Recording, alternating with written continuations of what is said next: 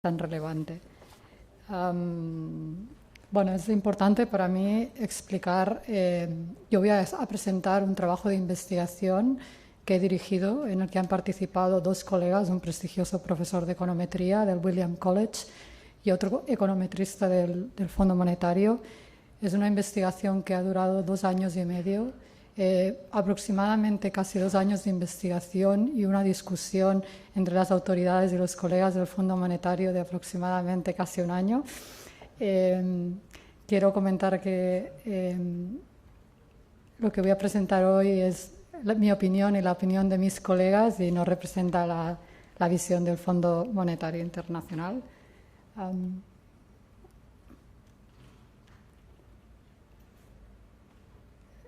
La presentación la he organizado de la siguiente forma. Voy a explicar cuáles fueron los objetivos de la investigación, luego cómo revisamos la bibliografía, todo lo que había escrito sobre el efecto del crimen en la economía.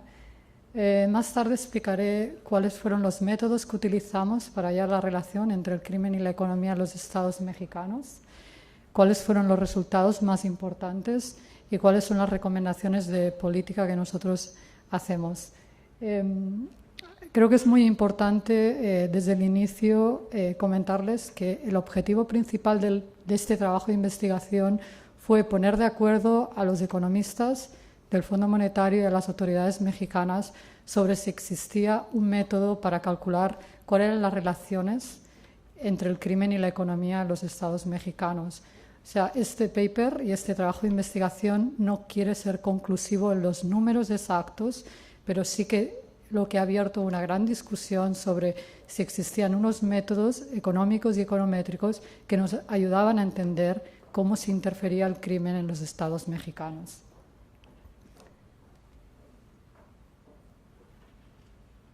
Ustedes se preguntarán cuáles fueron los objetivos principales.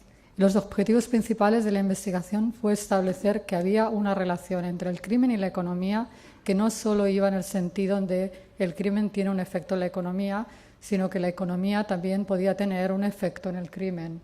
Entonces, lo que quisimos descomponer era cuáles eran las relaciones causales, qué es lo que creaba en la economía, que la economía tuviera el efecto en el crimen, y qué es lo que hacía que el crimen tuviera un efecto en la economía. Para ello quisimos tener en cuenta la relación dinámica, porque entre el crimen y la economía hay una evolución y no es estática, persiste a lo largo del tiempo y es muy importante establecerla. Y el tercer objetivo era destacar la diversidad de las reacciones que tenía la economía mexicana y el crimen en los estados mexicanos. Esto es muy importante porque cuando uno estudia la relación a nivel agregado se pierden los detalles, las particularidades y sobre todo los signos positivos y negativos y las magnitudes. Y creo que el paper llegó a cumplir con sus objetivos. ¿Cuáles fueron las motivaciones iniciales del paper? En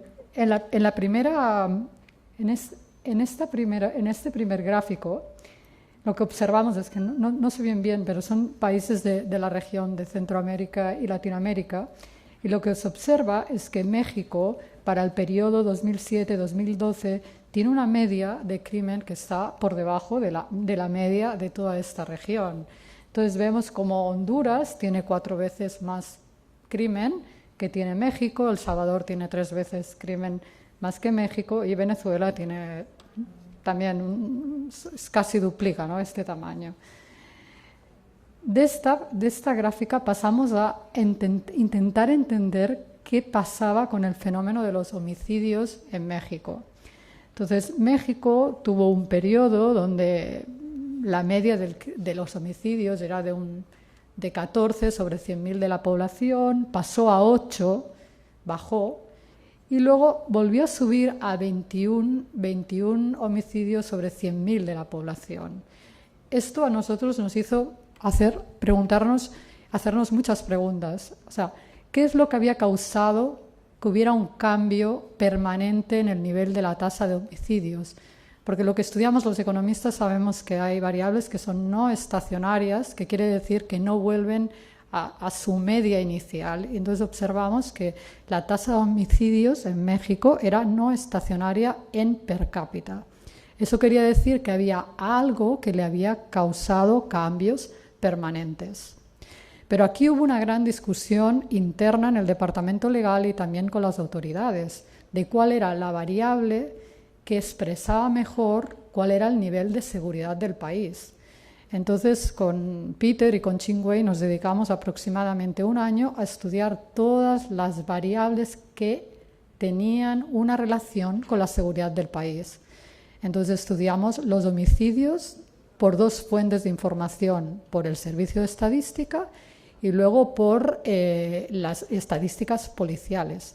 Pero las estadísticas policiales lo que hacían era una investigación abierta por homicidio, pero en la investigación podían haber, en esa investigación podrían haber habido 10 o 20 homicidios, pero solo se contabilizaba una investigación.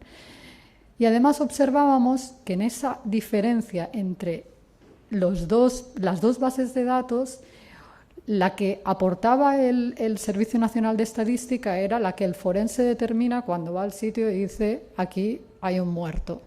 Pero a largo plazo se podía determinar que el muerto finalmente podría haber sido por suicidio. O sea, hay que entender que detrás de estos datos hay unos errores de medición. Pero lo importante era establecer que algo había hecho cambiar permanentemente el nivel de los homicidios. Entonces, lo que para nosotros era más fiable era el Instituto Nacional de Estadística, INEGI, y utilizamos esos datos. Pero estudiamos todos los datos sobre actividad criminal en México, porque hay dos tipos de crímenes en México. El que es definido legalmente como el que afecta a los individuos, que es el foro común, y todos aquellos crímenes que afectan la economía o la seguridad nacional, que incluyen todos los delitos por narcotráfico, corrupción y otros crímenes.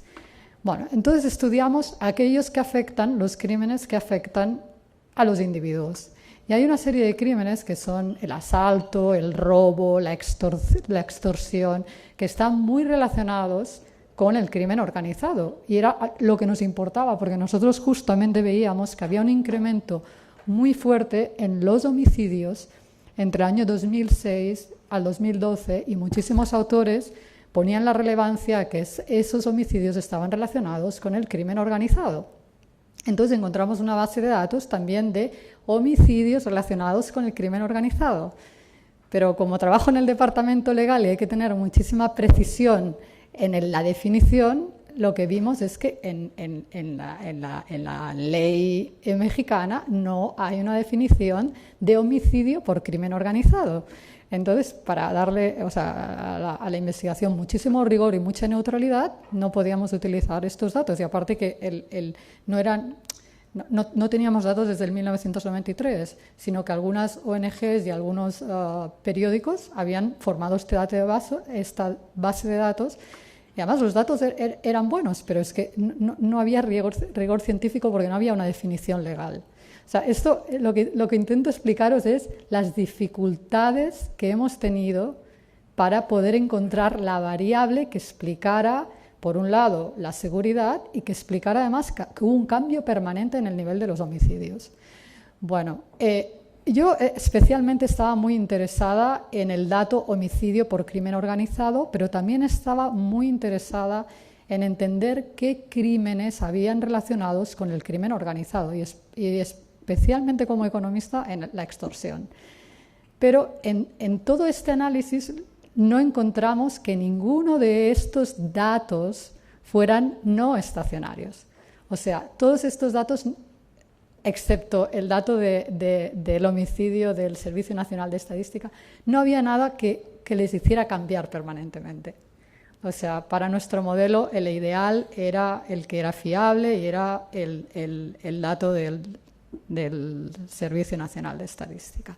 Ahora bien, en la discusión interna, y esto es muy interesante para ustedes, las autoridades mexicanas insistían en que un dato que explica bien la seguridad del país es el robo de vehículos. También analizamos el robo de vehículos y también encontramos que era un dato que era estacionario. Entonces, finalmente optamos por el homicidio. Hay un acuerdo de las Naciones Unidas que es un buen dato y que explica la seguridad del país.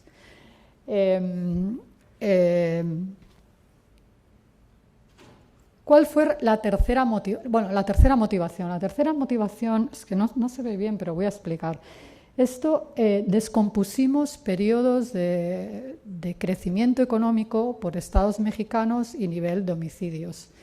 En los dos últimos, que es del 2001 al 2006 y de 2007 al 2012, lo que encontramos es que hay un incremento considerable en la tasa de homicidio en algunos estados mexicanos, que incluso pasan de tener 10 o 20 a tener 90 homicidios por cada 100.000 de población. Y es un incremento muy considerable.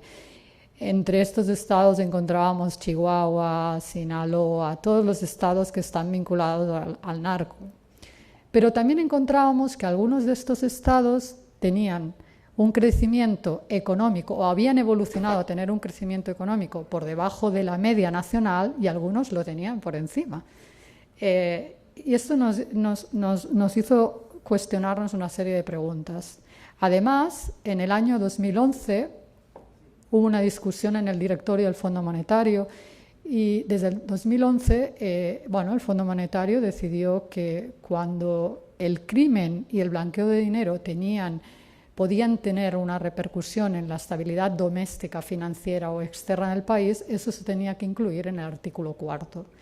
Y esto, han sido muchos años de discusiones con los mexicanos, es una discusión interna, y entonces fue lo que me motivó a mí, que soy la única economista del departamento legal, a iniciar esta investigación, y tuve el apoyo del doctor Pedroni, que había trabajado conmigo en un trabajo de investigación del impacto de la producción de coca en Perú, y donde ya encontramos que había un impacto significante en el GDP, en el PIB del país. Así que esta fue la motivación y estos fueron los objetivos del estudio. Pasamos aquí hicimos una revisión muy intensa, muy extensa de qué se había escrito sobre el tema.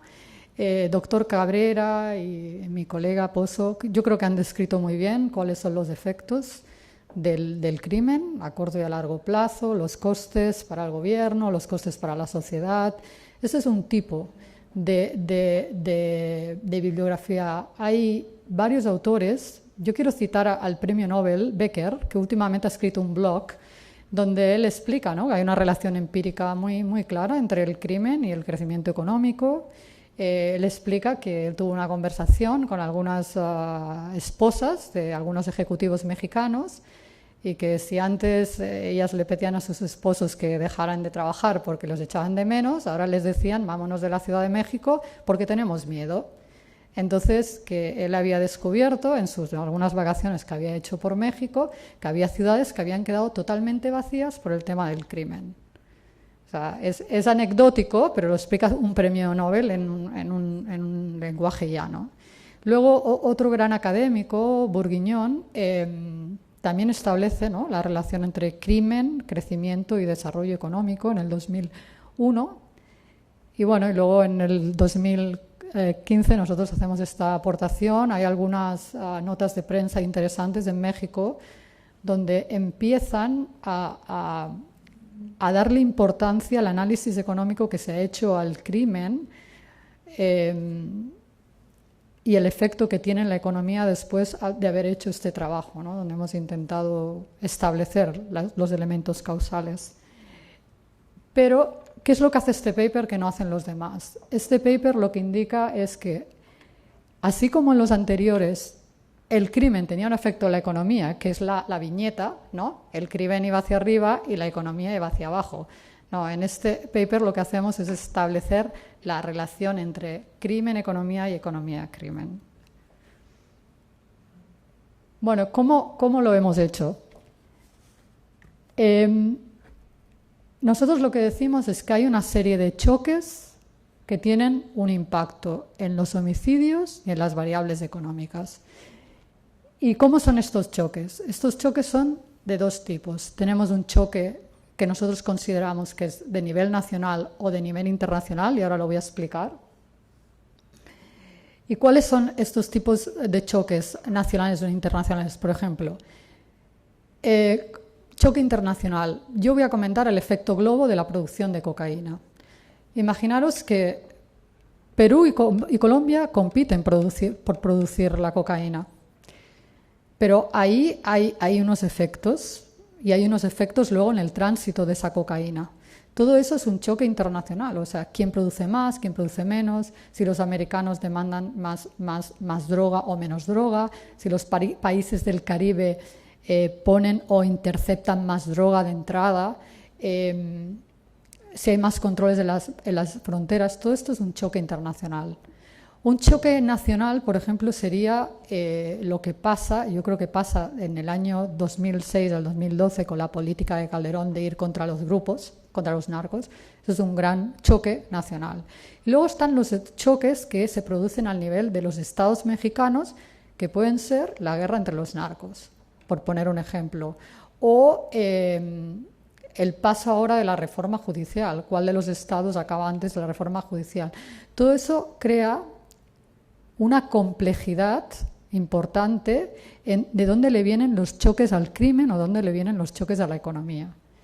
Entonces, esos choques que se producen a nivel internacional o al nivel estado o nacional pueden ser de 4 tipos. Pueden ser del crimen, que os he puesto los ejemplos, pueden ser de los fenómenos migratorios, pueden ser de la oferta económica del país o de la demanda económica. Y todo eso nosotros sabemos que tiene un efecto en la respuesta que tienen los homicidios y tiene una respuesta del PIB del país, esto es lo que hemos encontrado, de la inversión directa extranjera y sobre todo de las migraciones. ¿Y por qué os digo esto? Os digo esto porque cuando empezamos a estudiar los homicidios vimos que el homicidio era no estacionario, o sea, había un cambio permanente en el per cápita. Entonces, para el per cápita se tiene que tener en cuenta el fenómeno migratorio. Y ahí es donde observamos que la emigración internacional neta tenía un efecto claro en el homicidio, en las tasas de homicidio. Había una relación ahí intrínseca. Lo importante que se establece en esta relación entre los choques nacionales e internacionales o económicos o de crimen o de migración tendría el efecto en las variables económicas y en el homicidio. ¿Y esto qué pasa? Que el choque lo puedes tener hoy puedes tener un choque, ¿no? Por ejemplo, si los peruanos o los colombianos son los que producen la coca y cómo hacen el tránsito, ¿no? Los mexicanos a través de, vamos a poner el ejemplo de El Salvador. Esto tendría un efecto, pero el choque se podría producir hace un año y el efecto tenerlo al segundo, al tercero, al cuarto o al quinto año. ¿Y qué pasa? Que si tenemos en cuenta la diversidad de los estados, como lo hicimos en México, lo que vimos es que ahí hay todos unos efectos positivos y negativos que quedan desenmascarados. En cambio, si lo que hacemos es un estudio más nacional y más agregado, se pierden todos esos detalles, ¿no? Y es lo que hemos visto en México, que vimos como algunos estados eran muy afectados en sus variables económicas y otros menos, y también hemos podido distinguir estos positivos de los negativos.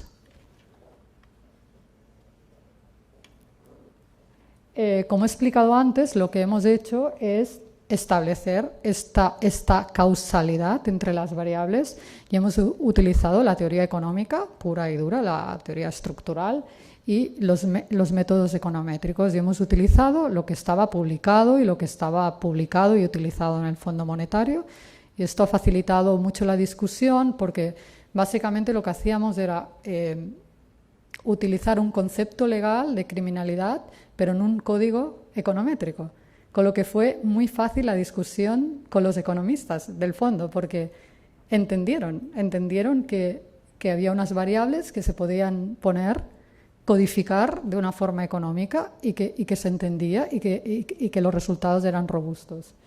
Entonces, como os he dicho, parte de esos choques vienen causados por la oferta económica del país y otros vienen por la parte de la demanda de la economía. Ya hay otros choques que vienen directamente del crimen, ¿no? Entonces, nosotros no estamos estudiando un crimen en concreto, como os he explicado, sino qué actividad criminal hace mover de forma permanente los homicidios. Porque si os ponéis a pensar un poco, un fenómeno de extorsión puede llevar a un homicidio, un fenómeno de corrupción puede llegar a un homicidio. Entonces, ¿cuál era la actividad criminal que hacía mover esa tasa de homicidios y que hemos visto en la curva, ¿no? Que era alta? Y a partir de ahí lo que hemos estudiado son las consecuencias a muy largo plazo del crimen y la economía, y lo vais a ver. Entonces, para poner en marcha, o sea, para unir los métodos técnicos econométricos con los conceptos económicos, hemos tenido que imponer unas ciertas restricciones, que son las hipótesis nuestras que han funcionado en el modelo mexicano, pero que habría que pensarlas también para el modelo de El Salvador o otros países. Yo con esto lo que quiero explicar es que hay que ir al detalle del país. O sea, no se pueden aplicar modelos que se aplican en un país e intentarlos copiar en otro modelo, sino que hay que ver la diversidad, ¿no? la característica especial que tiene el país. Y así lo hicimos en México. Entonces, nosotros lo que decimos es que si tú mejoras permanentemente la economía de un país, esto va a tener efectos, la oferta, vas a tener un efecto permanente en el PIB del país. Pero mejoras en la demanda, un choque que viene de la demanda, no va a tener una mejora permanente en el PIB. Entonces, lo que nosotros decimos es que cualquier choque de la actividad criminal va a tener un efecto inmediato en el homicidio. Luego, cualquier cosa que pasa en el nivel económico va a tener un efecto inmediato en el homicidio y un efecto también en el PIB del país. Luego, el crimen puede responder rápidamente a los temas migratorios, a los choques migratorios, pero la migración le va a costar más moverse a los cambios en el crimen, ¿no? Son fenómenos que tienen una determinada duración. Bueno, ¿qué es lo que hicimos? Lo que hicimos es, primero cogimos dos grupos de variables. Hicimos homicidios, PIB. Luego hicimos homicidios, inversión directa extranjera, PIB, con los choques. Y luego hicimos PIB, inversión directa extranjera, homicidios y migración. Porque nosotros dijimos que, o sea, esto no se puede explicar si no incorporas el fenómeno de la migración. Porque el homicidio per cápita tiene que tener en cuenta los movimientos internos que tiene la población. Y sobre todo lo vimos que en los estados mexicanos era no estacionario la inmigración internacional. La gente se va de los sitios donde hay crimen. Y atrae, los lugares donde hay mucha actividad criminal, atraen a población que está interesada o demanda actividades criminales. Esto es lo que nosotros hemos observado. Entonces, primero intentamos hallar las respuestas que tenían las variables económicas y el homicidio a esta serie de choques. Y cuando tuvimos las respuestas, ¿qué hicimos? Intentar entender las respuestas. Y dijimos, vamos a ver, las respuestas en función de qué son. Entonces dijimos, puede ser que sea del grado de escolarización de la población, puede ser que tenga que ver con la marginalización, puede ser que tenga que ver con la informalidad, con la bancarización del país. Tiene que ver con descomponer el PIB en sus sectores, tiene que ver con descomponer la inversión directa en sus sectores. Bueno, y ahora os comento los resultados, ¿no? Entonces, del primer grupo de resultados, ¿qué es lo que encontramos? Que evidentemente el crimen está muy relacionado con los choques de la actividad económica, de la migración y de la actividad criminal, o sea, de los homicidios, ¿no? Luego, además, lo que establecimos era cuál era la magnitud de los diferentes tipos de choques.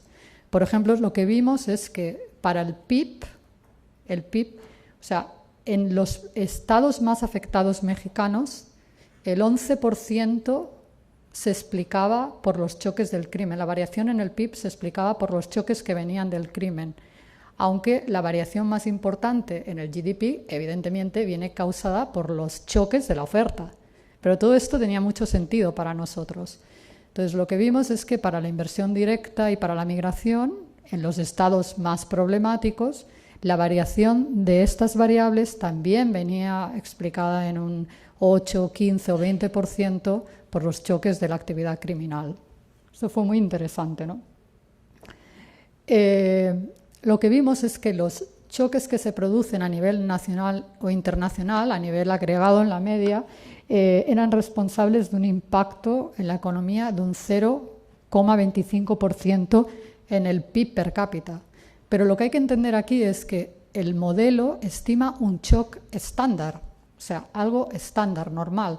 Pero yo les voy a dar un ejemplo. Imaginaros cómo pudo ser el choque de los 43 desaparecidos de Ayotzinapa. Esto es personal y es una opinión personal, pero yo no considero que esto sea un choque estándar. Es más, el Banco Central de México, con Carsten, hicieron una revisión, ¿no?, de la actividad económica y hicieron una revisión basada en el impacto que pudo tener esto, que yo considero que no debió ser un choque estándar y si lo estudiáramos en el largo plazo veríamos el efecto, ¿no? Entonces, de las respuestas de todas estas variables económicas a los choques a nivel de Estado y a nivel nacional, lo que vimos es que habían signos positivos y signos negativos. Y ahora voy a comentar, por ejemplo, los choques específicos que se producen a nivel estatal están asociados más o menos con un 5% del incremento en los homicidios por estados, ¿no? Entonces esto lo que haría es que 0,5% hicieran bajar el PIB per cápita, ¿no? Y esto persiste hasta 2 años y luego a partir del tercer año se disipa. Para los estados más problemáticos hay el efecto más grande, ¿no? Y el impacto es muy extremo y muy persistente y puede durar hasta 5 años, ¿no? Entonces hay una bajada de un 0,5% en el GDP que no se disipa, o sea, sigue bajando.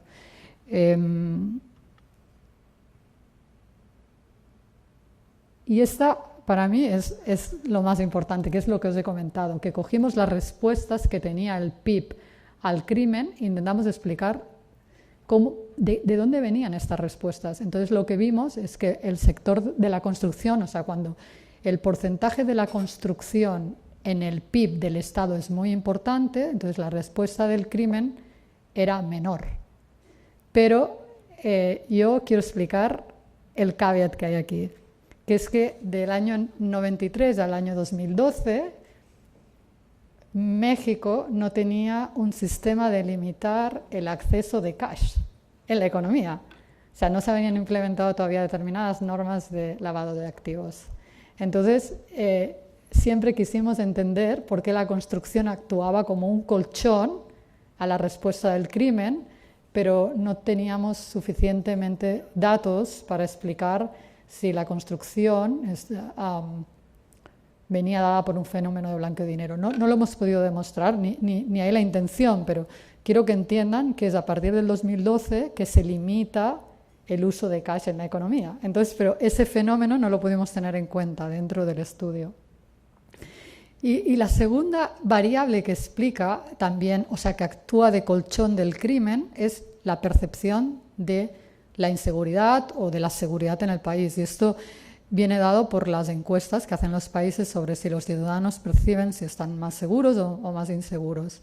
Entonces, lo que explica las respuestas, por ejemplo, de la inversión directa extranjera es que cuando el ciudadano percibe que está más seguro, ahí justamente es donde se vio que la inversión directa extranjera tenía un impacto menos negativo en la inversión directa extranjera.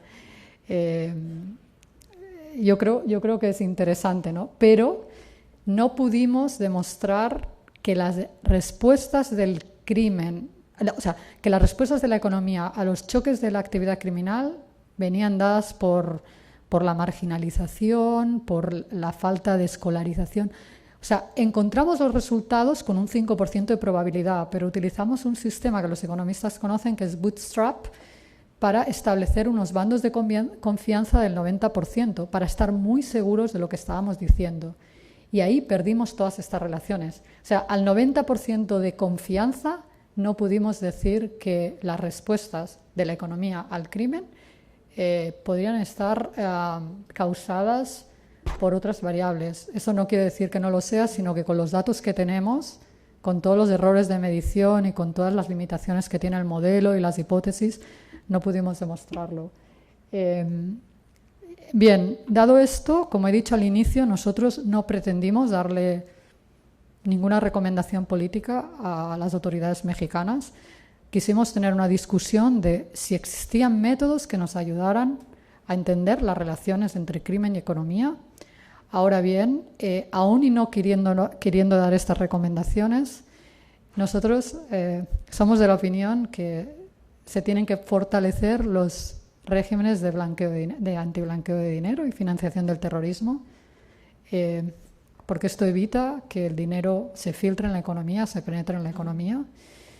Luego, para las autoridades mexicanas era muy importante que finalizaran la reforma judicial. Hay diferentes códigos penales, hay diferentes delitos considerados entre los diferentes estados y hay unos matices legales que se tienen que superar. Y para mí hay un tercer elemento que no está en la diapositiva, pero es el régimen de anticorrupción. O sea, se tienen que implementar estos regímenes. O sea, no tiene sentido tener regímenes de blanqueo de activos si tú no tienes un régimen muy fuerte de anticorrupción, ¿no? Y además se está viendo en la región, ¿no? Con Brasil, ¿no? Y otros países, ¿no? Guatemala, Honduras, ¿no? Cuán importante es esto. Y hay otro elemento que está apareciendo, y yo creo que además que el doctor Cabrera probablemente está informado, que es un fenómeno internacional que se llama de-risking, que es que los bancos globales están dejando de hacer corresponsalía con bancos de determinados países cuando los riesgos de blanqueo de dinero son altos. Y eso yo creo que es una enseñanza para todos. Eso quiere decir que los bancos importantes tienen miedo porque ha habido grandes multas por haber hecho transacciones económicas con determinados países. Y entonces cuando esto pasa y cuando un país se queda sin tener corresponsalías, estás afectando a los buenos y a los malos. Entonces yo creo que una manera de evitar esto es implementar los regímenes de blanqueo de forma eficiente. Y como habéis visto, el impacto de la actividad criminal en la economía de un país no solo viene dado por lo que hace el país, sino por lo que hacen otros países.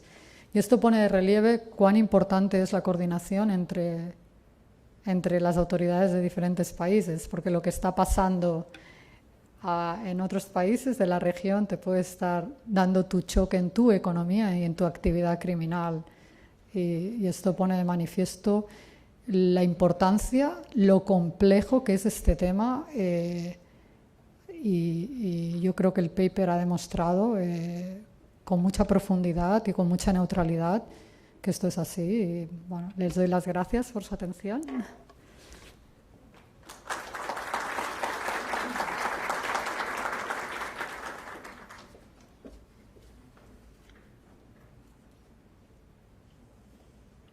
Tan relevante.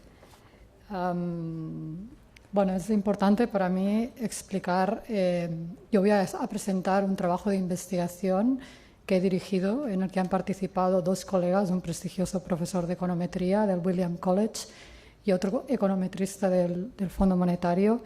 Es una investigación que ha durado 2 años y medio, aproximadamente casi 2 años de investigación y una discusión entre las autoridades y los colegas del Fondo Monetario de aproximadamente casi 1 año. Quiero comentar que lo que voy a presentar hoy es mi opinión y la opinión de mis colegas y no representa la visión del Fondo Monetario Internacional.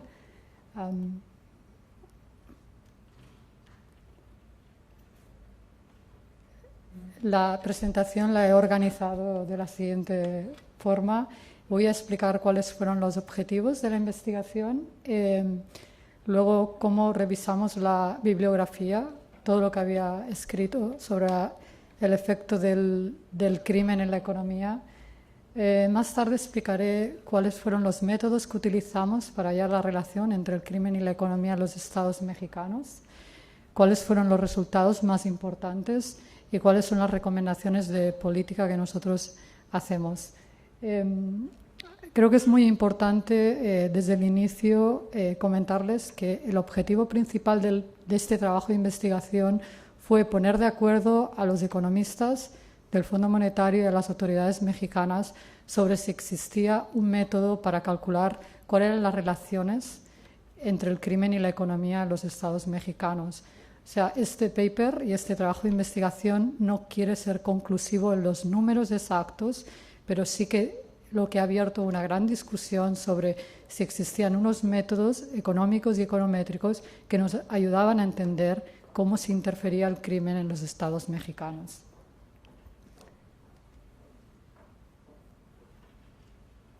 Ustedes se preguntarán cuáles fueron los objetivos principales. Los objetivos principales de la investigación fue establecer que había una relación entre el crimen y la economía que no solo iba en el sentido de el crimen tiene un efecto en la economía, sino que la economía también podía tener un efecto en el crimen. Entonces, lo que quisimos descomponer era cuáles eran las relaciones causales, qué es lo que creaba en la economía, que la economía tuviera el efecto en el crimen, y qué es lo que hacía que el crimen tuviera un efecto en la economía. Para ello quisimos tener en cuenta la relación dinámica, porque entre el crimen y la economía hay una evolución y no es estática, persiste a lo largo del tiempo y es muy importante establecerla. Y el tercer objetivo era destacar la diversidad de las reacciones que tenía la economía mexicana y el crimen en los estados mexicanos. Esto es muy importante porque cuando uno estudia la relación a nivel agregado se pierden los detalles, las particularidades y sobre todo los signos positivos y negativos y las magnitudes. Y creo que el paper llegó a cumplir con sus objetivos. ¿Cuáles fueron las motivaciones iniciales del paper? En este primer gráfico, lo que observamos es que no sé bien, pero son países de la región de Centroamérica y Latinoamérica, y lo que se observa es que México, para el periodo 2007-2012, tiene una media de crimen que está por debajo de la media de toda esta región. Entonces vemos como Honduras tiene 4 veces más crimen que tiene México, El Salvador tiene 3 veces crimen más que México y Venezuela tiene también casi duplica, ¿no?, este tamaño. De esta gráfica pasamos a intentar entender qué pasaba con el fenómeno de los homicidios en México. Entonces, México tuvo un periodo donde la media de los homicidios era de 14 sobre 100.000 de la población, pasó a 8, bajó, y luego volvió a subir a 21 homicidios sobre 100.000 de la población. Esto a nosotros nos hizo hacernos muchas preguntas. O sea, ¿qué es lo que había causado que hubiera un cambio permanente en el nivel de la tasa de homicidios? Porque lo que estudiamos los economistas sabemos que hay variables que son no estacionarias, que quiere decir que no vuelven a su media inicial. Y entonces observamos que la tasa de homicidios en México era no estacionaria en per cápita. Eso quería decir que había algo que le había causado cambios permanentes. Pero aquí hubo una gran discusión interna en el departamento legal y también con las autoridades de cuál era la variable que expresaba mejor cuál era el nivel de seguridad del país. Entonces, con Peter y con Ching-Wei nos dedicamos aproximadamente 1 año a estudiar todas las variables que tenían una relación con la seguridad del país. Entonces, estudiamos los homicidios por 2 fuentes de información, por el Servicio de Estadística y luego por las estadísticas policiales. Pero las estadísticas policiales lo que hacían era una investigación abierta por homicidio, pero en la investigación podían haber, en esa investigación podrían haber habido 10 o 20 homicidios, pero solo se contabilizaba una investigación. Y además observábamos que en esa diferencia entre las dos bases de datos, la que aportaba el Servicio Nacional de Estadística era la que el forense determina cuando va al sitio y dice aquí hay un muerto. Pero a largo plazo se podía determinar que el muerto finalmente podría haber sido por suicidio. O sea, hay que entender que detrás de estos datos hay unos errores de medición. Pero lo importante era establecer que algo había hecho cambiar permanentemente el nivel de los homicidios. Entonces, lo que para nosotros era más fiable era el Instituto Nacional de Estadística, INEGI, y utilizamos esos datos. Pero estudiamos todos los datos sobre actividad criminal en México, porque hay dos tipos de crímenes en México. El que es definido legalmente como el que afecta a los individuos, que es el foro común, y todos aquellos crímenes que afectan la economía o la seguridad nacional, que incluyen todos los delitos por narcotráfico, corrupción y otros crímenes. Bueno, entonces estudiamos aquellos que afectan, los crímenes que afectan a los individuos. Y hay una serie de crímenes que son el asalto, el robo, la extorsión, que están muy relacionados con el crimen organizado. Y era lo que nos importaba, porque nosotros justamente veíamos que había un incremento muy fuerte en los homicidios entre el año 2006 al 2012, y muchísimos autores ponían la relevancia que esos homicidios estaban relacionados con el crimen organizado. Entonces encontramos una base de datos también de homicidios relacionados con el crimen organizado. Pero como trabajo en el departamento legal y hay que tener muchísima precisión en la definición, lo que vimos es que en la ley mexicana no hay una definición de homicidio por crimen organizado. Entonces, para darle a la investigación muchísimo rigor y mucha neutralidad, no podíamos utilizar estos datos. Y aparte que no teníamos datos desde el 1993, sino que algunas ONGs y algunos periódicos habían formado esta base de datos. Y además los datos eran buenos, pero es que no había rigor científico porque no había una definición legal. O sea, esto lo que intento explicaros es las dificultades que hemos tenido para poder encontrar la variable que explicara, por un lado, la seguridad y que explicara además que hubo un cambio permanente en el nivel de los homicidios.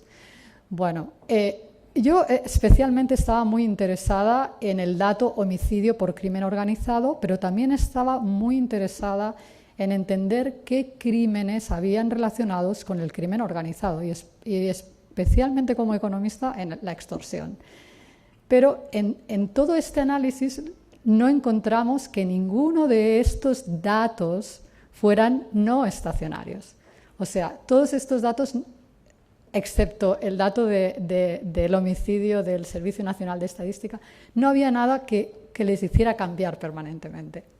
O sea, para nuestro modelo el ideal era el que era fiable y era el dato del Servicio Nacional de Estadística. Ahora bien, en la discusión interna, y esto es muy interesante para ustedes, las autoridades mexicanas insistían en que un dato que explica bien la seguridad del país es el robo de vehículos. También analizamos el robo de vehículos y también encontramos que era un dato que era estacionario. Entonces, finalmente optamos por el homicidio. Hay un acuerdo de las Naciones Unidas que es un buen dato y que explica la seguridad del país.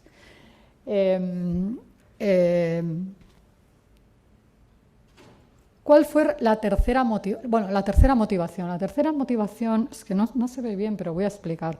Esto, descompusimos periodos de crecimiento económico por estados mexicanos y nivel de homicidios.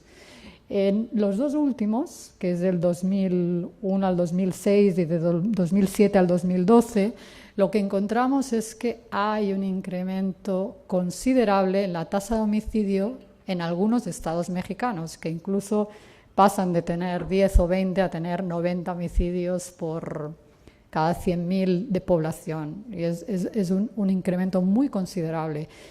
Entre estos estados encontrábamos Chihuahua, Sinaloa, todos los estados que están vinculados al narco. Pero también encontrábamos que algunos de estos estados tenían un crecimiento económico, o habían evolucionado a tener un crecimiento económico por debajo de la media nacional, y algunos lo tenían por encima. Y esto nos hizo cuestionarnos una serie de preguntas.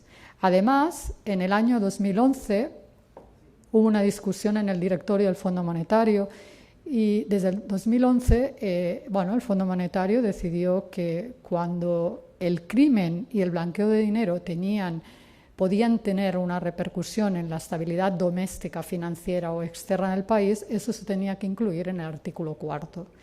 Y esto, han sido muchos años de discusiones con los mexicanos, es una discusión interna, y entonces fue lo que me motivó a mí, que soy la única economista del departamento legal, a iniciar esta investigación, y tuve el apoyo del doctor Pedroni, que había trabajado conmigo en un trabajo de investigación del impacto de la producción de coca en Perú, y donde ya encontramos que había un impacto significante en el GDP, en el PIB del país. Así que esta fue la motivación y estos fueron los objetivos del estudio. Pasamos aquí hicimos una revisión muy intensa, muy extensa de qué se había escrito sobre el tema. Doctor Cabrera y mi colega Pozo, yo creo que han descrito muy bien cuáles son los efectos del crimen a corto y a largo plazo, los costes para el gobierno, los costes para la sociedad. Ese es un tipo de bibliografía. Hay varios autores. Yo quiero citar al premio Nobel Becker, que últimamente ha escrito un blog donde él explica, ¿no?, que hay una relación empírica muy, muy clara entre el crimen y el crecimiento económico.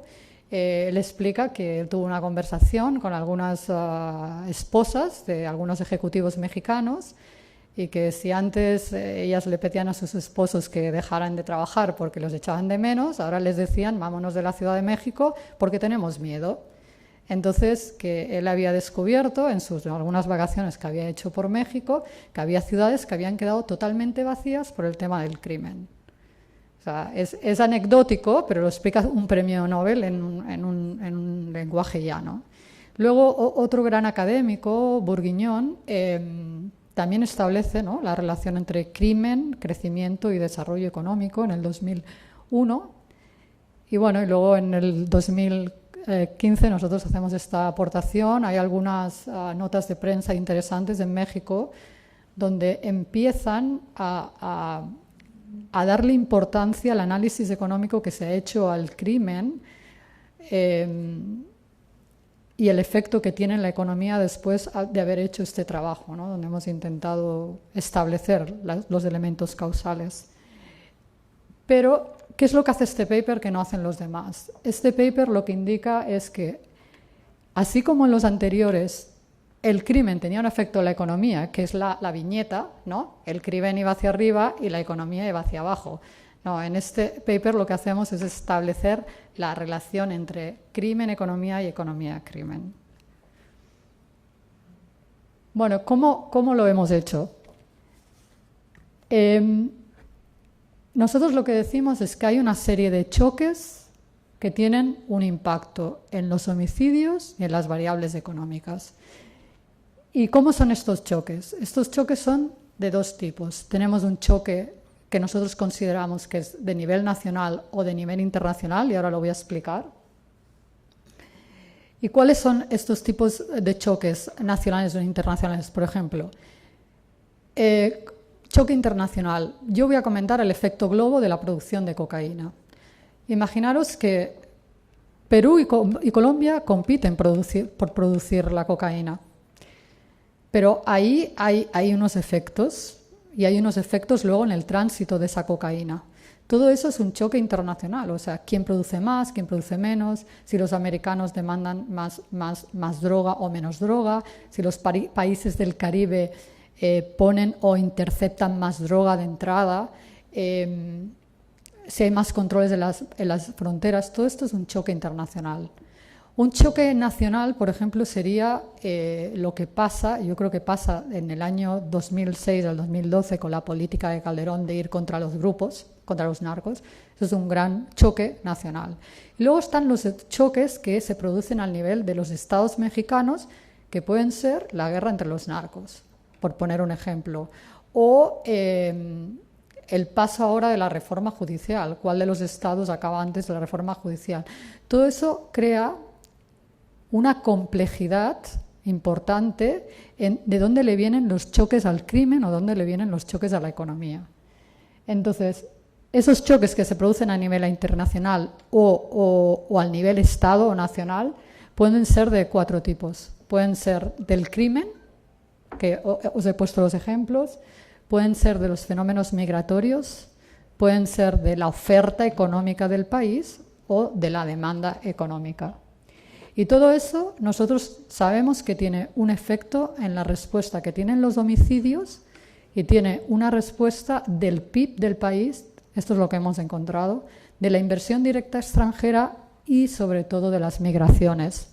¿Y por qué os digo esto? Os digo esto porque cuando empezamos a estudiar los homicidios vimos que el homicidio era no estacionario, o sea, había un cambio permanente en el per cápita. Entonces, para el per cápita se tiene que tener en cuenta el fenómeno migratorio. Y ahí es donde observamos que la emigración internacional neta tenía un efecto claro en el homicidio, en las tasas de homicidio. Había una relación ahí intrínseca.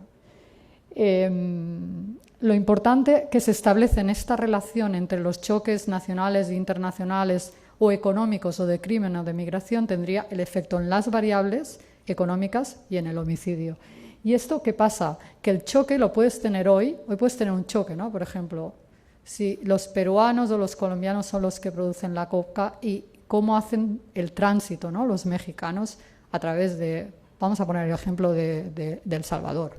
Esto tendría un efecto, pero el choque se podría producir hace un año y el efecto tenerlo al segundo, al tercero, al cuarto o al quinto año. ¿Y qué pasa? Que si tenemos en cuenta la diversidad de los estados, como lo hicimos en México, lo que vimos es que ahí hay todos unos efectos positivos y negativos que quedan desenmascarados. En cambio, si lo que hacemos es un estudio más nacional y más agregado, se pierden todos esos detalles, ¿no? Y es lo que hemos visto en México, que vimos como algunos estados eran muy afectados en sus variables económicas y otros menos, y también hemos podido distinguir estos positivos de los negativos.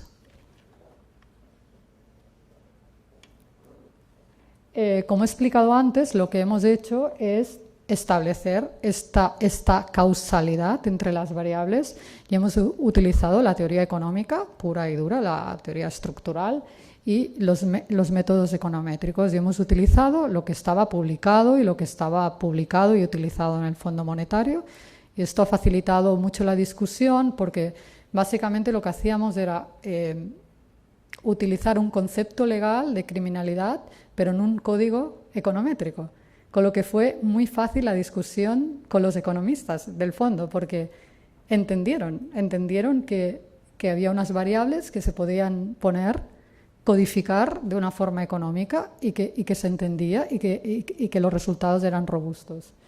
Entonces, como os he dicho, parte de esos choques vienen causados por la oferta económica del país y otros vienen por la parte de la demanda de la economía. Ya hay otros choques que vienen directamente del crimen, ¿no? Entonces, nosotros no estamos estudiando un crimen en concreto, como os he explicado, sino qué actividad criminal hace mover de forma permanente los homicidios. Porque si os ponéis a pensar un poco, un fenómeno de extorsión puede llevar a un homicidio, un fenómeno de corrupción puede llegar a un homicidio. Entonces, ¿cuál era la actividad criminal que hacía mover esa tasa de homicidios y que hemos visto en la curva, ¿no? Que era alta? Y a partir de ahí lo que hemos estudiado son las consecuencias a muy largo plazo del crimen y la economía, y lo vais a ver. Entonces, para poner en marcha, o sea, para unir los métodos técnicos econométricos con los conceptos económicos, hemos tenido que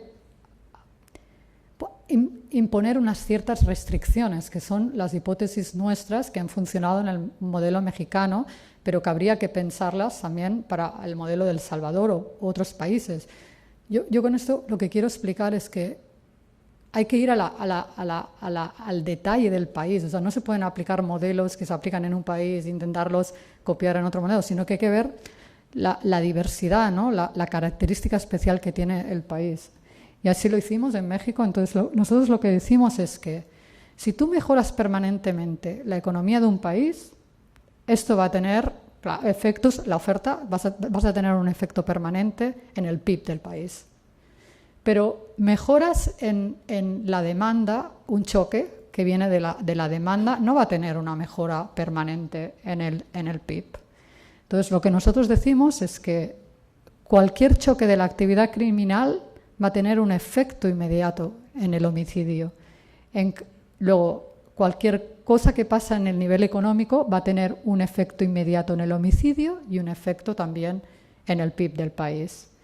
Luego, el crimen puede responder rápidamente a los temas migratorios, a los choques migratorios, pero la migración le va a costar más moverse a los cambios en el crimen, ¿no? Son fenómenos que tienen una determinada duración. Bueno, ¿qué es lo que hicimos? Lo que hicimos es, primero cogimos dos grupos de variables. Hicimos homicidios PIB, luego hicimos homicidios, inversión directa extranjera, PIB, con los choques. Y luego hicimos PIB, inversión directa extranjera, homicidios y migración. Porque nosotros dijimos que, o sea, esto no se puede explicar si no incorporas el fenómeno de la migración.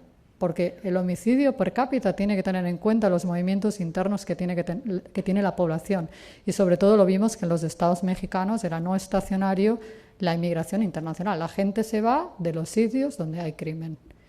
Y atrae, los lugares donde hay mucha actividad criminal, atraen a población que está interesada o demanda actividades criminales. Esto es lo que nosotros hemos observado. Entonces, primero intentamos hallar las respuestas que tenían las variables económicas y el homicidio a esta serie de choques. Y cuando tuvimos las respuestas, ¿qué hicimos? Intentar entender las respuestas. Y dijimos, vamos a ver, las respuestas en función de qué son. Entonces dijimos, puede ser que sea del grado de escolarización de la población, puede ser que tenga que ver con la marginalización, puede ser que tenga que ver con la informalidad, con la bancarización del país. Tiene que ver con descomponer el PIB en sus sectores, tiene que ver con descomponer la inversión directa en sus sectores. Bueno, y ahora os comento los resultados, ¿no? Entonces, del primer grupo de resultados, ¿qué es lo que encontramos? Que evidentemente el crimen está muy relacionado con los choques de la actividad económica, de la migración y de la actividad criminal, o sea, de los homicidios, ¿no? Luego, además, lo que establecimos era cuál era la magnitud de los diferentes tipos de choques. Por ejemplo, lo que vimos es que para el PIB, o sea, en los estados más afectados mexicanos, el 11% se explicaba por los choques del crimen. La variación en el PIB se explicaba por los choques que venían del crimen, aunque la variación más importante en el GDP, evidentemente, viene causada por los choques de la oferta. Pero todo esto tenía mucho sentido para nosotros. Entonces, lo que vimos es que para la inversión directa y para la migración, en los estados más problemáticos, la variación de estas variables también venía explicada en un 8, 15 o 20% por los choques de la actividad criminal. Esto fue muy interesante, ¿no? Lo que vimos es que los choques que se producen a nivel nacional o internacional, a nivel agregado en la media, eran responsables de un impacto en la economía de un 0,25% en el PIB per cápita. Pero lo que hay que entender aquí es que el modelo estima un shock estándar, o sea, algo estándar, normal. Pero yo les voy a dar un ejemplo. Imaginaros cómo pudo ser el choque de los 43 desaparecidos de Ayotzinapa. Esto es personal y es una opinión personal, pero yo no considero que esto sea un choque estándar. Es más, el Banco Central de México, con Carsten, hicieron una revisión, ¿no?, de la actividad económica y hicieron una revisión basada en el impacto que pudo tener esto, que yo considero que no debió ser un choque estándar, y si lo estudiáramos en el largo plazo veríamos el efecto, ¿no? Entonces, de las respuestas de todas estas variables económicas a los choques a nivel de Estado y a nivel nacional, lo que vimos es que habían signos positivos y signos negativos. Y ahora voy a comentar. Por ejemplo, los choques específicos que se producen a nivel estatal están asociados más o menos con un 5% del incremento en los homicidios por estados, ¿no? Entonces esto lo que haría es que 0,5% hicieran bajar el PIB per cápita, ¿no? Y esto persiste hasta 2 años y luego a partir del tercer año se disipa. Para los estados más problemáticos hay el efecto más grande, ¿no? Y el impacto es muy extremo y muy persistente y puede durar hasta 5 años, ¿no? Entonces hay una bajada de un 0,5% en el GDP que no se disipa, o sea, sigue bajando.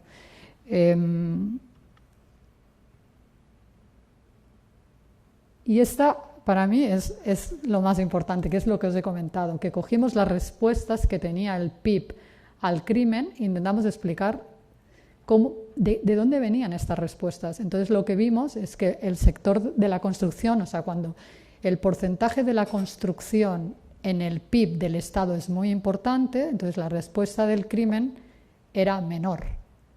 Pero yo quiero explicar el caveat que hay aquí, que es que del año 93 al año 2012, México no tenía un sistema de limitar el acceso de cash en la economía. O sea, no se habían implementado todavía determinadas normas de lavado de activos. Entonces, siempre quisimos entender por qué la construcción actuaba como un colchón a la respuesta del crimen, pero no teníamos suficientemente datos para explicar si la construcción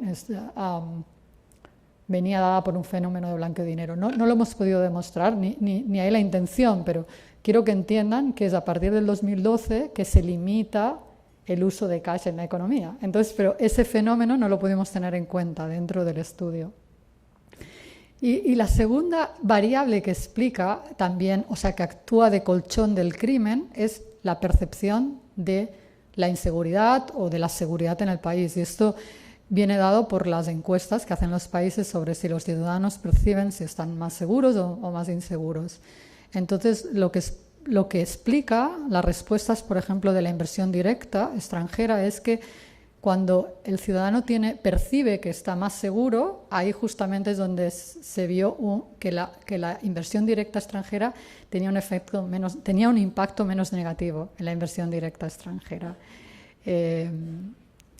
Yo creo que es interesante, ¿no? Pero no pudimos demostrar que las respuestas del crimen, o sea, que las respuestas de la economía a los choques de la actividad criminal venían dadas por la marginalización, por la falta de escolarización. O sea, encontramos los resultados con un 5% de probabilidad, pero utilizamos un sistema que los economistas conocen, que es Bootstrap, para establecer unos bandos de confianza del 90%, para estar muy seguros de lo que estábamos diciendo. Y ahí perdimos todas estas relaciones. O sea, al 90% de confianza no pudimos decir que las respuestas de la economía al crimen podrían estar causadas por otras variables. Eso no quiere decir que no lo sea, sino que con los datos que tenemos, con todos los errores de medición y con todas las limitaciones que tiene el modelo y las hipótesis, no pudimos demostrarlo. Bien, dado esto, como he dicho al inicio, nosotros no pretendimos darle ninguna recomendación política a las autoridades mexicanas. Quisimos tener una discusión de si existían métodos que nos ayudaran a entender las relaciones entre crimen y economía. Ahora bien, aún y no queriendo dar estas recomendaciones, nosotros somos de la opinión que se tienen que fortalecer los regímenes de antiblanqueo de dinero y financiación del terrorismo, porque esto evita que el dinero se filtre en la economía, se penetre en la economía. Luego, para las autoridades mexicanas era muy importante que finalizaran la reforma judicial. Hay diferentes códigos penales, hay diferentes delitos considerados entre los diferentes estados y hay unos matices legales que se tienen que superar. Y para mí hay un tercer elemento que no está en la diapositiva, pero es el régimen de anticorrupción. O sea, se tienen que implementar estos regímenes. O sea, no tiene sentido tener regímenes de blanqueo de activos si tú no tienes un régimen muy fuerte de anticorrupción, ¿no? Y además se está viendo en la región, ¿no? Con Brasil, ¿no? Y otros países, ¿no? Guatemala, Honduras, ¿no? Cuán importante es esto. Y hay otro elemento que está apareciendo, y yo creo que además que el doctor Cabrera probablemente está informado, que es un fenómeno internacional que se llama de-risking, que es que los bancos globales están dejando de hacer corresponsalía con bancos de determinados países cuando los riesgos de blanqueo de dinero son altos. Y eso yo creo que es una enseñanza para todos. Eso quiere decir que los bancos importantes tienen miedo porque ha habido grandes multas por haber hecho transacciones económicas con determinados países. Y entonces cuando esto pasa y cuando un país se queda sin tener corresponsalías, estás afectando a los buenos y a los malos. Entonces yo creo que una manera de evitar esto es implementar los regímenes de blanqueo de forma eficiente. Y como habéis visto, el impacto de la actividad criminal en la economía de un país no solo viene dado por lo que hace el país, sino por lo que hacen otros países.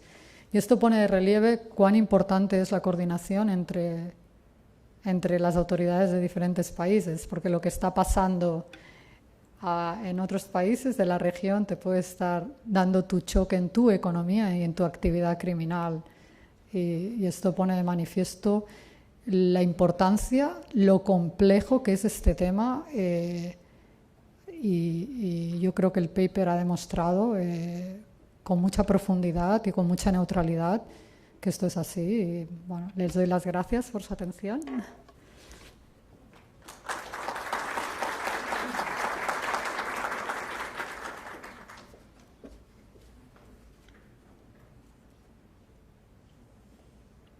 Tan relevante. Bueno, es importante para mí explicar, yo voy a presentar un trabajo de investigación que he dirigido, en el que han participado dos colegas, un prestigioso profesor de econometría del William College y otro econometrista del Fondo Monetario. Es una investigación que ha durado 2 años y medio, aproximadamente casi 2 años de investigación y una discusión entre las autoridades y los colegas del Fondo Monetario de aproximadamente casi 1 año. Quiero comentar que lo que voy a presentar hoy es mi opinión y la opinión de mis colegas y no representa la visión del Fondo Monetario Internacional.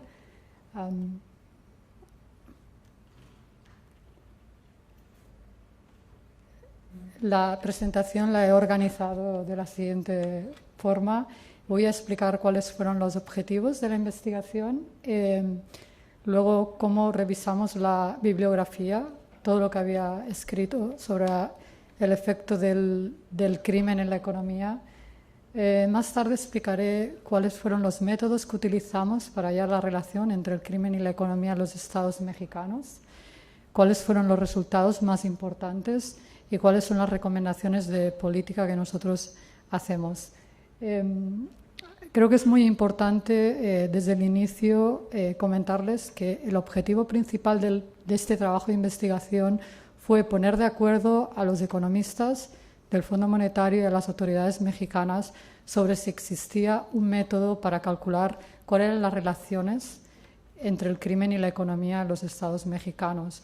O sea, este paper y este trabajo de investigación no quiere ser conclusivo en los números exactos, pero sí que lo que ha abierto una gran discusión sobre si existían unos métodos económicos y econométricos que nos ayudaban a entender cómo se interfería el crimen en los estados mexicanos.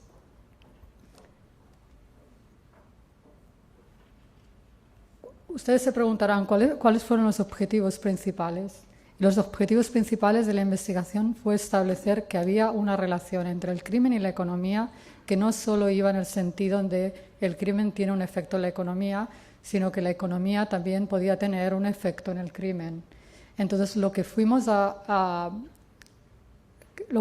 quisimos descomponer era cuáles eran las relaciones causales, qué es lo que creaba en la economía, que la economía tuviera el efecto en el crimen, y qué es lo que hacía que el crimen tuviera un efecto en la economía.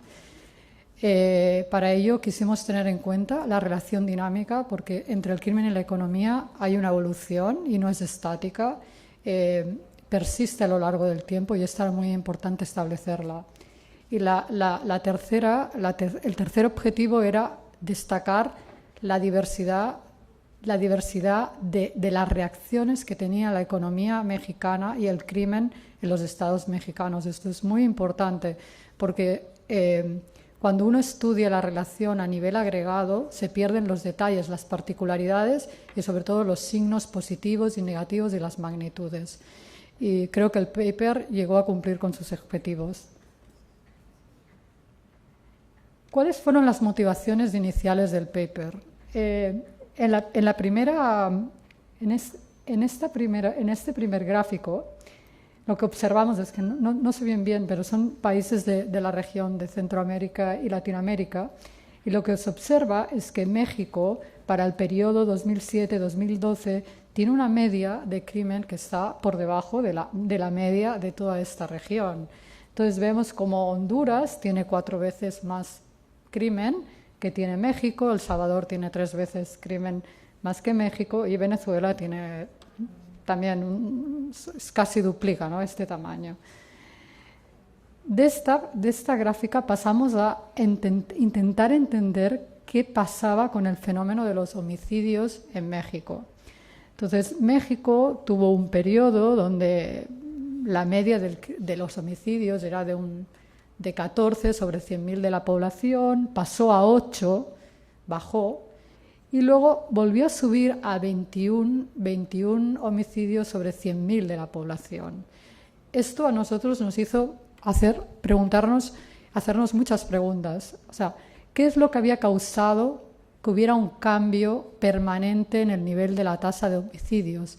Porque lo que estudiamos los economistas sabemos que hay variables que son no estacionarias, que quiere decir que no vuelven a su media inicial. Y entonces observamos que la tasa de homicidios en México era no estacionaria en per cápita.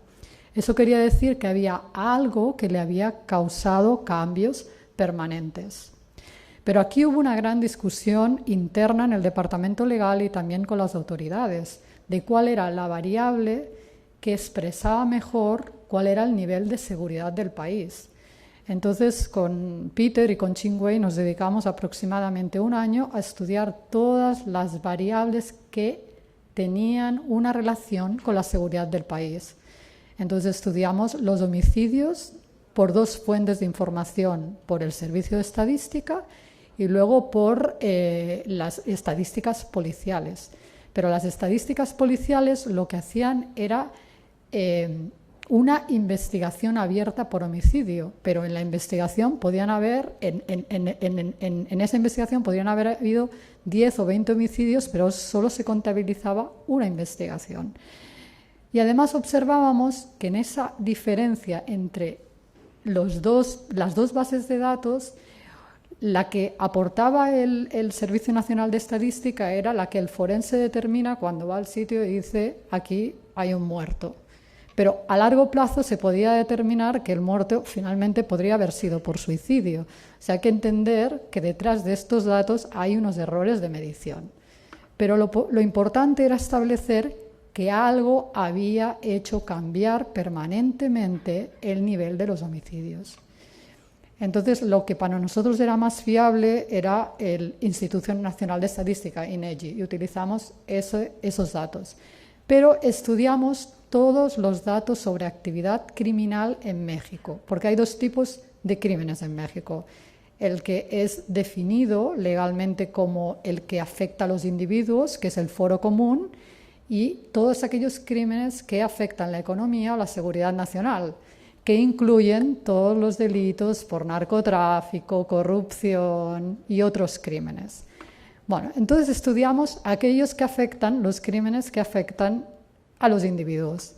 Y hay una serie de crímenes que son el asalto, el robo, la extorsión, que están muy relacionados con el crimen organizado. Y era lo que nos importaba, porque nosotros justamente veíamos que había un incremento muy fuerte en los homicidios entre el año 2006 al 2012, y muchísimos autores ponían la relevancia que esos homicidios estaban relacionados con el crimen organizado. Entonces encontramos una base de datos también de homicidios relacionados con el crimen organizado. Pero como trabajo en el departamento legal y hay que tener muchísima precisión en la definición, lo que vimos es que en la ley mexicana no hay una definición de homicidio por crimen organizado. Entonces, para darle a la investigación muchísimo rigor y mucha neutralidad, no podíamos utilizar estos datos. Y aparte que no teníamos datos desde el 1993, sino que algunas ONGs y algunos periódicos habían formado esta base de datos. Y además los datos eran buenos, pero es que no había rigor científico porque no había una definición legal. O sea, esto lo que intento explicaros es las dificultades que hemos tenido para poder encontrar la variable que explicara, por un lado, la seguridad y que explicara además que hubo un cambio permanente en el nivel de los homicidios. Bueno, yo especialmente estaba muy interesada en el dato homicidio por crimen organizado, pero también estaba muy interesada en entender qué crímenes habían relacionados con el crimen organizado y especialmente como economista en la extorsión. Pero en todo este análisis no encontramos que ninguno de estos datos fueran no estacionarios. O sea, todos estos datos, excepto el dato del homicidio del Servicio Nacional de Estadística, no había nada que les hiciera cambiar permanentemente. O sea, para nuestro modelo el ideal era el que era fiable y era el dato del Servicio Nacional de Estadística. Ahora bien, en la discusión interna, y esto es muy interesante para ustedes, las autoridades mexicanas insistían en que un dato que explica bien la seguridad del país es el robo de vehículos. También analizamos el robo de vehículos y también encontramos que era un dato que era estacionario. Entonces, finalmente optamos por el homicidio. Hay un acuerdo de las Naciones Unidas que es un buen dato y que explica la seguridad del país.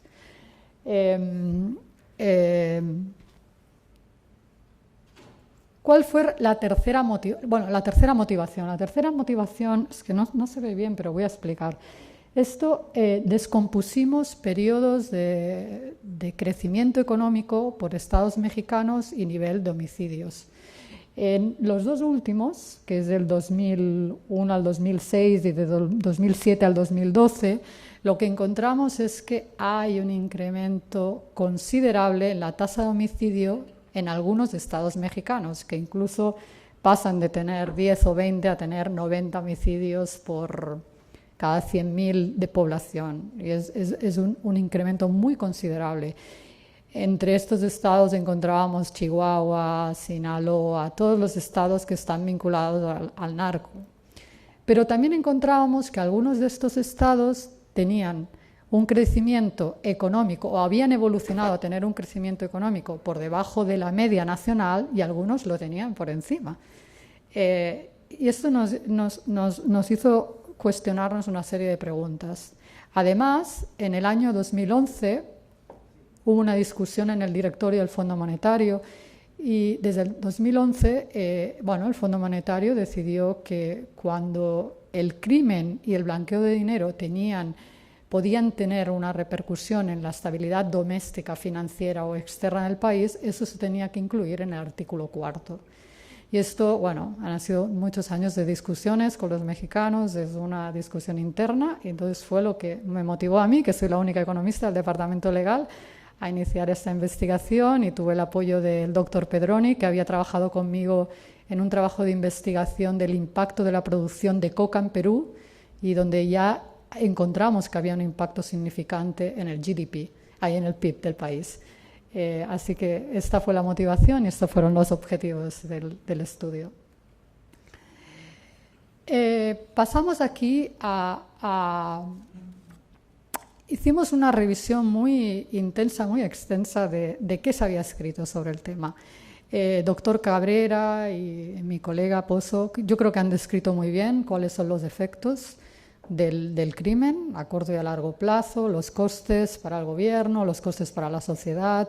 Ese es un tipo de bibliografía. Hay varios autores. Yo quiero citar al premio Nobel Becker, que últimamente ha escrito un blog donde él explica, ¿no?, que hay una relación empírica muy, muy clara entre el crimen y el crecimiento económico. Él explica que él tuvo una conversación con algunas esposas de algunos ejecutivos mexicanos y que si antes ellas le pedían a sus esposos que dejaran de trabajar porque los echaban de menos, ahora les decían vámonos de la Ciudad de México porque tenemos miedo. Entonces, que él había descubierto en algunas vacaciones que había hecho por México que había ciudades que habían quedado totalmente vacías por el tema del crimen. O sea, es anecdótico, pero lo explica un premio Nobel en un lenguaje llano. Luego, otro gran académico, Bourguignon, también establece, ¿no?, la relación entre crimen, crecimiento y desarrollo económico en el 2001. Y bueno, y luego en el 2015 nosotros hacemos esta aportación. Hay algunas notas de prensa interesantes en México donde empiezan a darle importancia al análisis económico que se ha hecho al crimen y el efecto que tiene en la economía después de haber hecho este trabajo, ¿no?, donde hemos intentado establecer los elementos causales.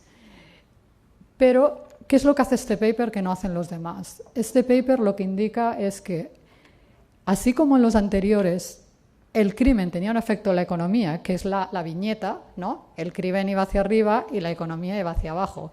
No, en este paper lo que hacemos es establecer la relación entre crimen, economía y economía-crimen. Bueno, ¿cómo lo hemos hecho?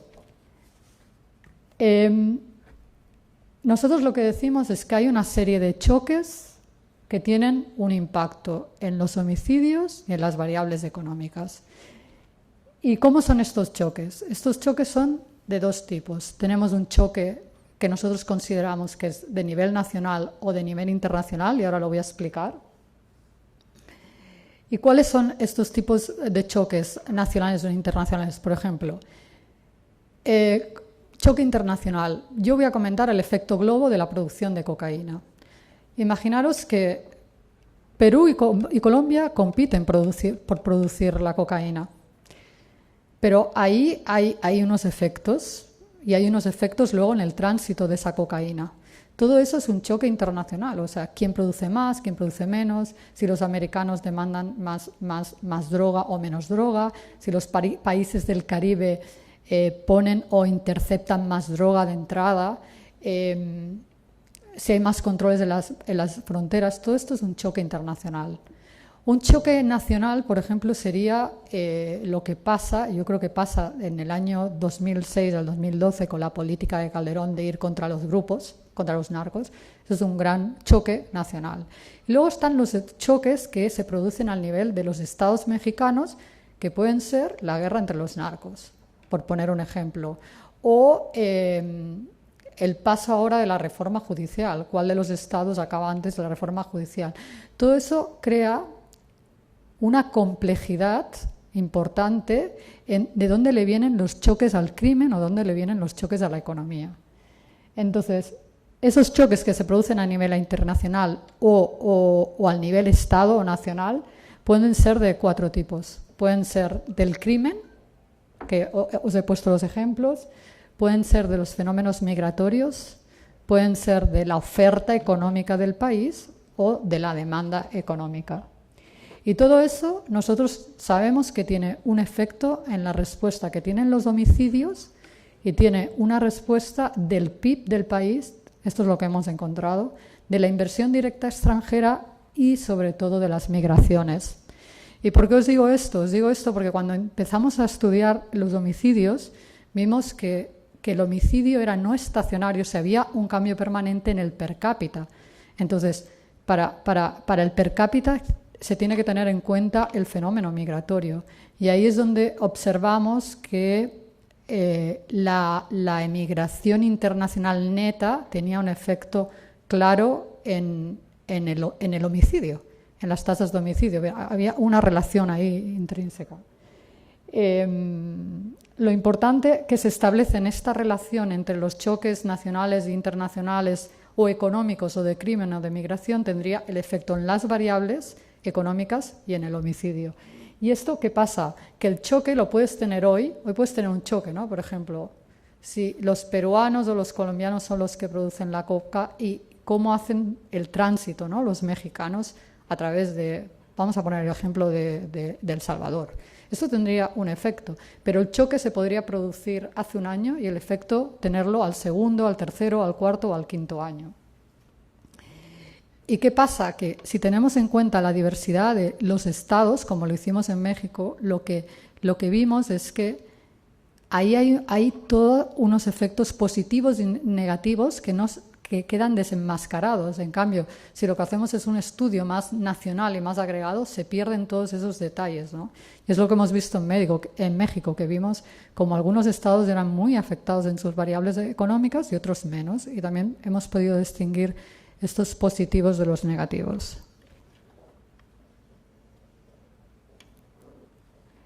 Como he explicado antes, lo que hemos hecho es establecer esta causalidad entre las variables y hemos utilizado la teoría económica pura y dura, la teoría estructural y los métodos econométricos, y hemos utilizado lo que estaba publicado y lo que estaba publicado y utilizado en el Fondo Monetario, y esto ha facilitado mucho la discusión porque básicamente lo que hacíamos era utilizar un concepto legal de criminalidad pero en un código econométrico, con lo que fue muy fácil la discusión con los economistas del fondo, porque entendieron que había unas variables que se podían codificar de una forma económica y que se entendía y que los resultados eran robustos.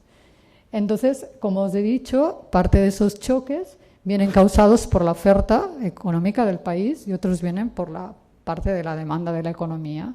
Ya hay otros choques que vienen directamente del crimen, ¿no? Entonces, nosotros no estamos estudiando un crimen en concreto, como os he explicado, sino qué actividad criminal hace mover de forma permanente los homicidios. Porque si os ponéis a pensar un poco, un fenómeno de extorsión puede llevar a un homicidio, un fenómeno de corrupción puede llegar a un homicidio. Entonces, ¿cuál era la actividad criminal que hacía mover esa tasa de homicidios y que hemos visto en la curva, ¿no? Que era alta? Y a partir de ahí lo que hemos estudiado son las consecuencias a muy largo plazo del crimen y la economía, y lo vais a ver. Entonces, para poner en marcha, o sea, para unir los métodos técnicos econométricos con los conceptos económicos, hemos tenido que imponer unas ciertas restricciones, que son las hipótesis nuestras que han funcionado en el modelo mexicano, pero que habría que pensarlas también para el modelo de El Salvador o otros países. Yo con esto lo que quiero explicar es que hay que ir al detalle del país. O sea, no se pueden aplicar modelos que se aplican en un país e intentarlos copiar en otro modelo, sino que hay que ver la diversidad, ¿no? la característica especial que tiene el país.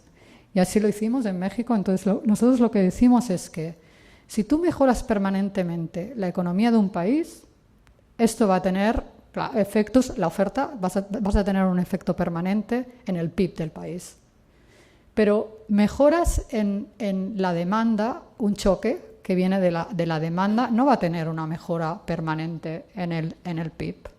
Entonces, lo que nosotros decimos es que cualquier choque de la actividad criminal va a tener un efecto inmediato en el homicidio. Luego, cualquier cosa que pasa en el nivel económico va a tener un efecto inmediato en el homicidio y un efecto también en el PIB del país. Luego, el crimen puede responder rápidamente a los temas migratorios, a los choques migratorios, pero la migración le va a costar más moverse a los cambios en el crimen, ¿no? Son fenómenos que tienen una determinada duración. Bueno, ¿qué es lo que hicimos? Lo que hicimos es, primero cogimos dos grupos de variables. Hicimos homicidios, PIB. Luego hicimos homicidios, inversión directa extranjera, PIB, con los choques. Y luego hicimos PIB, inversión directa extranjera, homicidios y migración. Porque nosotros dijimos que, o sea, esto no se puede explicar si no incorporas el fenómeno de la migración. Porque el homicidio per cápita tiene que tener en cuenta los movimientos internos que tiene la población. Y sobre todo lo vimos que en los estados mexicanos era no estacionario la inmigración internacional. La gente se va de los sitios donde hay crimen. Y atrae, los lugares donde hay mucha actividad criminal, atraen a población que está interesada o demanda actividades criminales. Esto es lo que nosotros hemos observado. Entonces, primero intentamos hallar las respuestas que tenían las variables económicas y el homicidio a esta serie de choques. Y cuando tuvimos las respuestas, ¿qué hicimos? Intentar entender las respuestas. Y dijimos, vamos a ver, las respuestas en función de qué son. Entonces dijimos, puede ser que sea del grado de escolarización de la población, puede ser que tenga que ver con la marginalización, puede ser que tenga que ver con la informalidad, con la bancarización del país. Tiene que ver con descomponer el PIB en sus sectores, tiene que ver con descomponer la inversión directa en sus sectores.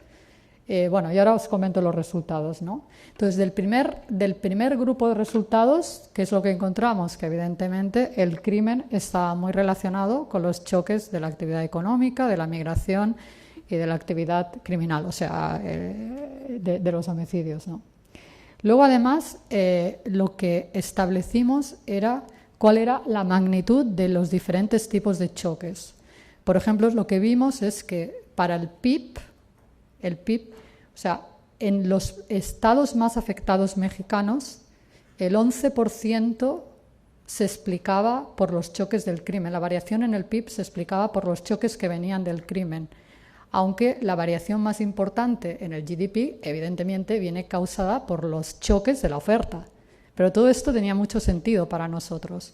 Entonces, lo que vimos es que para la inversión directa y para la migración, en los estados más problemáticos, la variación de estas variables también venía explicada en un 8, 15 o 20% por los choques de la actividad criminal. Esto fue muy interesante, ¿no? Lo que vimos es que los choques que se producen a nivel nacional o internacional, a nivel agregado en la media, eran responsables de un impacto en la economía de un 0,25% en el PIB per cápita. Pero lo que hay que entender aquí es que el modelo estima un shock estándar, o sea, algo estándar, normal. Pero yo les voy a dar un ejemplo. Imaginaros cómo pudo ser el choque de los 43 desaparecidos de Ayotzinapa. Esto es personal y es una opinión personal, pero yo no considero que esto sea un choque estándar. Es más, el Banco Central de México, con Carsten, hicieron una revisión, ¿no?, de la actividad económica y hicieron una revisión basada en el impacto que pudo tener esto, que yo considero que no debió ser un choque estándar y si lo estudiáramos en el largo plazo veríamos el efecto, ¿no? Entonces, de las respuestas de todas estas variables económicas a los choques a nivel de Estado y a nivel nacional, lo que vimos es que habían signos positivos y signos negativos. Y ahora voy a comentar. Por ejemplo, los choques específicos que se producen a nivel estatal están asociados más o menos con un 5% del incremento en los homicidios por estados, ¿no? Entonces esto lo que haría es que 0,5% hicieran bajar el PIB per cápita, ¿no? Y esto persiste hasta 2 años y luego a partir del tercer año se disipa. Para los estados más problemáticos hay el efecto más grande, ¿no? Y el impacto es muy extremo y muy persistente y puede durar hasta 5 años, ¿no? Entonces hay una bajada de un 0,5% en el GDP que no se disipa, o sea, sigue bajando.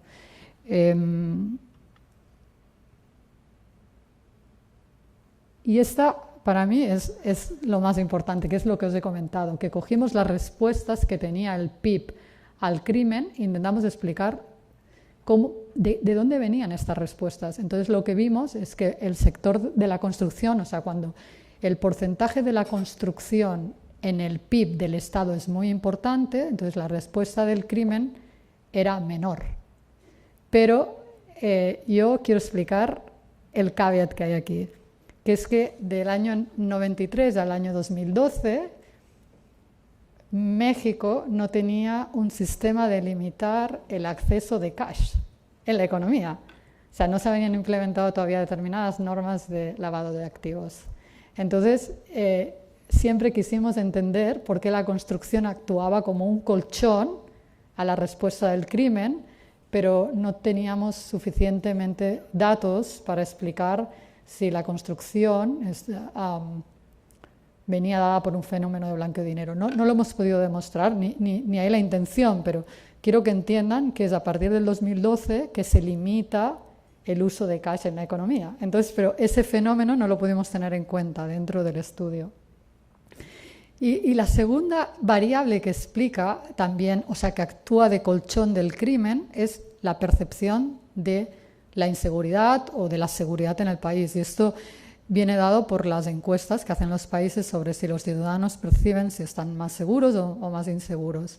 Entonces, lo que explica las respuestas, por ejemplo, de la inversión directa extranjera es que cuando el ciudadano percibe que está más seguro, ahí justamente es donde se vio que la inversión directa extranjera tenía un impacto menos negativo en la inversión directa extranjera. Yo creo que es interesante, ¿no? Pero no pudimos demostrar que las respuestas del crimen, o sea, que las respuestas de la economía a los choques de la actividad criminal venían dadas por la marginalización, por la falta de escolarización. O sea, encontramos los resultados con un 5% de probabilidad, pero utilizamos un sistema que los economistas conocen que es Bootstrap para establecer unos bandos de confianza del 90%, para estar muy seguros de lo que estábamos diciendo. Y ahí perdimos todas estas relaciones. O sea, al 90% de confianza no pudimos decir que las respuestas de la economía al crimen podrían estar causadas por otras variables. Eso no quiere decir que no lo sea, sino que con los datos que tenemos, con todos los errores de medición y con todas las limitaciones que tiene el modelo y las hipótesis, no pudimos demostrarlo. Bien, dado esto, como he dicho al inicio, nosotros no pretendimos darle ninguna recomendación política a las autoridades mexicanas. Quisimos tener una discusión de si existían métodos que nos ayudaran a entender las relaciones entre crimen y economía.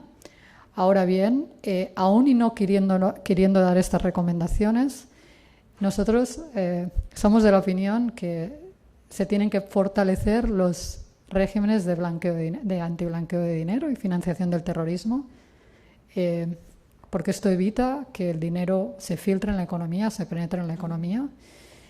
Luego, para las autoridades mexicanas era muy importante que finalizaran la reforma judicial.